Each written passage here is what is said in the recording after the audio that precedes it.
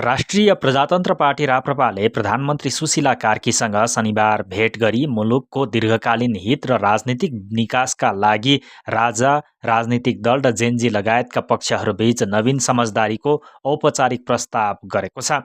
राप्रपाको तर्फबाट अध्यक्ष राजेन्द्र लिङदेनले प्रधानमन्त्री कार्कीलाई विभिन्न 5 बुँदे ज्ञापन पत्र बुझाउँदै नवीन समझदारीका लागि सर्वपक्षीय बैठकको पहल लिन आग्रह गरेका छन्।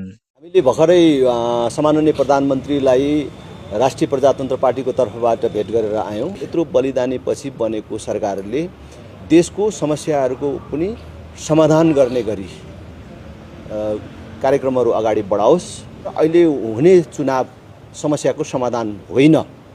त्यसकारणले राजा, राजनीतिक दल, जेन्जी लगायत सरकारवाला समूहहरूको एउटा सर्वपक्षीय बैठक बसाओस् र देशलाई एउटा दीर्घकालीन निकास दियोस् र त्यसको पहल यो सरकारले गरोस् भनेर हामीले प्रधानमन्त्रीलाई एउटा भन्यौँ।